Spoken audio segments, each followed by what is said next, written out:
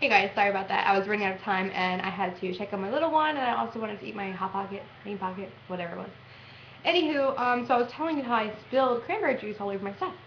So I spent like the next 20 minutes cleaning out my purse, and I had to put everything in, excuse me, in my other bags. There was only one compartment that was dry, and once I made sure all of the moisture, the puddles, ice cubes, excuse me, all of the moisture, puddles, ice cubes, whatever, were out, I like asked for more napkins to shove in there just to absorb any more moisture, and yeah, it was crazy, and I was so mad, and I still wore those pants like the rest of the trip because they're really dark jeans. I think I wore them like one other time or two. I think I was actually gonna wear them on the flight back because they're so heavy. But since I didn't have all the diapers and formula and baby food in Julius' suitcase since he ate and used most of it, I had more space in there. So I put them in his bag. Um, but yeah, I still wore them. I mean, I don't know if they smell like cranberry juice, but they're dark, so you sure couldn't see the stain. And I've seen them since, and I don't see a stain, so I guess it's good that they're so dark. um, I'm trying to think what else. So we land. I forget what we waited for. We were waiting for somebody. I'm not sure who. It was probably Brandon with the stroller. And then we came up in a different side than we usually do. So we come through, and there's like 3 sliding glass doors. But we're the last people off the plane because it took us so long, and we're waiting for Brandon to get the baby in the stroller. And we're like, great. So we went to all 3 of the sliding doors because it looks like you're in a dead end, but they're all sliding doors that open. And the one that I was sure we went through didn't open. And I was like, waving, trying to get it to open. Nope, didn't open. So I was like, okay, let's try this one. Nope. Try another one. Nope. And I'm like, dude, how are we going to get out of here? So, like, there was people coming through, like, I don't really know how to explain it, but another wall on the side of our wall. And I was like, open the door, open the door. And they're like, and I was like, oh my god. So I finally just acted like I was going to walk through the damn thing, and it opened. And I was like, I have to get that close to it for it to open? Really? So I was like, alright, whatever. So, took the elevator down, or I think no, I don't know what we did. Anyway, Brandon took the elevator down, me and David took the escalator, and waited in line to get our passport stamped. And that was only about a 10-minute wait at most, I would say. And then we went to get our luggage, which, like I said, we were the last people off the plane, so our luggage was just sitting on the belt by itself, and the belt was stopped. And my brand new pink suitcase was so fucked up. It was horrible. There's like black all over it. And I already knew that was going to happen. I wanted to get one of the harder suitcases, but I didn't know. I've never had them before. I've never heard feedback from people that have them other than they like them. But I've never heard of them cracking. But I'm like, I don't know if it's going to crack. Like, especially with how crazy, like, the Mexican airport is with your shit. I don't know. So, what was it? Yeah, we got all of our bags together. And I'm trying to think. Those little push carts, I think they were free, or we found one that was by itself, so we used that one. Went to Aduana's, and the guy was like rushing me. Oh, that's right. We were following the crowd. Sorry, my nose is running. We were following the crowd, and all the crowd was going to this one area, and I'm like, that doesn't look like, a place that you would go for Aduana's, and I was like, I'm pretty sure there isn't a side entry like that. But I was like, maybe there is. So we went that way, and nope, there is no way to get into the line from there. And the place where you're supposed to get into line, we were just there, and this guy knew where we were going because he saw us with all of our bags, and he didn't feel like he had to say anything. He just smiled at me, and I talked to him in Spanish, and then he just smiled some more, and I was like, alright, cool, thanks, fuck you. So we got in line, and the guy was like, come on, come on, come on. I was like, no, I'm waiting for them. And he was like, come on. So I was like, oh my god. So I put my stuff in a thing, and then I asked if he needed this or that, and he was like, no. He's like, just walk through. So I was like, okay.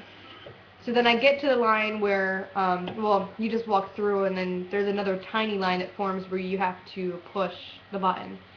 And if it turns red, you go for further inspection. If it turns green, you're good to go. So he looked and saw David behind me, and he said, "Is he with you?" And I said, "Yes, and so is the guy with the baby behind him." I said, "The guy with my son, or the guy with the baby," something like that. And so he's like, "Okay." So he lets David through, and then like the people behind David, he was like, "Oh wait, are you with them?" And I was like, "No, they're not with me," because like I wanted to wait so that we're all together. Fucking guy wouldn't let me, and I should have just waited anyway. What's he gonna do? Yell at me some more? Probably, but can't kick me out of the airport. If he kicks me out of the airport, at least I'll be where I want to be. um, so, yeah, and then Brandon finally came with the baby, and he's like, "Oh, sir, wait, you're going to have to wait here." And I said, "Yo, he's with me," like in Spanish, of course, because he's that only speaks Spanish. Except for wait. I think he said wait in English. um, so we finally get through, and I was like, "All right, guys, so this is the part. We don't know each other. We have to split. We have to be singles because we were told that the people with timeshares, they can only approach couples, so as long as we stay separate, they'll leave us the hell alone." And then we already met the people saying, "Oh, hey, I'm your transfer." No, bitch. No, you're not. I know my transfer looks like it. It's not you. You need a taxi? No, I don't. I'm not going to be charged $100 to be taken to my hotel. Anyway, so we got to this point, and it says the luggage cart can't be taken past there. So I was like, fuck. So we take all our stuff off, and this guy's like, "You need help?" I said, "Don't talk to me." I think I was ignoring him, and then he tried to touch my stuff, and I was like, "No tocas me equipaje," or mi maleta. I don't know what I said, but I said, "Don't touch my luggage, my bags, my suitcase, whatever." And then he was like, "I was just trying to help." I'm like, "Sure you were. Just like that guy's just trying to get me a taxi, and that guy's just trying to sell me an honest timeshare." So, I'm trying to think now. We get outside, and it was a different terminal that I'm used to. The only time of my 8 trips there that I went to this terminal is when I went to visit Uli, who's one of my exes. And this terminal is like, instead of walking out, like the people who've been there before, like when you walk out, there's like it's like a little circle, and there's like that bar to your right, and then you go up, and there's all the different people the different transfer people. Well, this one, it's kind of like you just walk straight out. In order to get to the area, you have to walk far to the right. So I walked straight out because that's where all the transfer people were. Well, apparently, my transfer people were to the right, not all the way, just a little bit. Like they knew where I was going to be, but they were like 10 feet in the wrong direction. And because he was 10 feet away and I didn't see him, and he probably wasn't holding a sign in the air very high, or maybe he was talking to somebody, I missed him. So that killed about 20 minutes of our trip, but that's not a big deal. So we waited at the end, and like, you can't just talk to anybody, and I'm like, if I see somebody that has Apple Vacations, I know I can talk to them, because I've taken them a couple times, and I'm like, everybody else, I'm like, man, and I see a bunch of best day people, and I had a really nice person on the way there, but on the way back, that guy was such a dick, I didn't want to talk to anybody from best day. He was a dick. He was horrible. And then he tried to like ask for a tip. I'm like, no, you're not going to be rude to me and then get a tip. Like, I tip everybody, always. But I'm not tipping you. So yeah, so I finally asked somebody, and I was asking this lady from Best Day who was really nice, and she wasn't talking to anybody, and I was like, "It's USA Transfer." She's like, "I have never heard of that." Or no, I said it's Entertainment Plus, because these people have 2 names. I need to write them a letter and tell them they need to decide on a name and make sure the whole airport knows it. Because I was like, she's like, "Who was it?" And I'm like, trying to find the email on my phone. I don't have internet, but at least I can pull up my old emails. And I had spilled cranberry juice all over my purse, and I wasn't sure if my papers were wet or not, so I didn't even think to look there. So, like my confirmation papers, because I printed everything out. I'm very organized. And actually, here's the rest of the pile with all of our confirmation stuff, with everything. But my papers were in there. But I didn't know if they were affected or not, in which they weren't. But I asked the lady, and she's like, "What's the name of the company?" And I'm trying to think of how to say Entertainment Plus in Spanish, and I know plus is plus, and I don't know how to say entertainment, so I was like, maybe it's the same. So I was like, entertainment, I said A plus, and she was like, "I've never heard of it." And I was like, oh my god. And I told her in Spanish, so they have another name, I just can't remember it right now. And I pulled up my email, and of course it's not in my email. And then I was like, oh my god, what is it, what is it? And I was like, oh, USA transfers. And she's like, oh, they're over here, they're over here. So she gets this guy, and this guy actually helps me with the bags. Because like I said, we had so many bags and the baby, and there's 4 of us this year. So he actually helps us over there. Because at first when he took my bag, I was like, yo, buddy, what are you doing? Because people don't just help like that when they're trying to, whatever. So he helped and brought us over to the guy. And I was like, we were looking for you for like 20 minutes. And he's like, sorry, but he got us the transfer right away. I sat in the front seat. And we talked in Spanish the whole way there, which is pretty cool. I love speaking Spanish. And he was asking questions about my friends, and my friends are kind of answering back and asking about how much Spanish they speak and if it's their first time. And then he stopped, he slowed to almost a stop in 2 areas just so my friends could see. One was delfines, which I love delfines. And the other was on the top of this one bridge. I'm not sure what it is, but it's like this one area where you really can see quite a lot of blue water, and it's like one of the first times you see the blue water. So it was beautiful.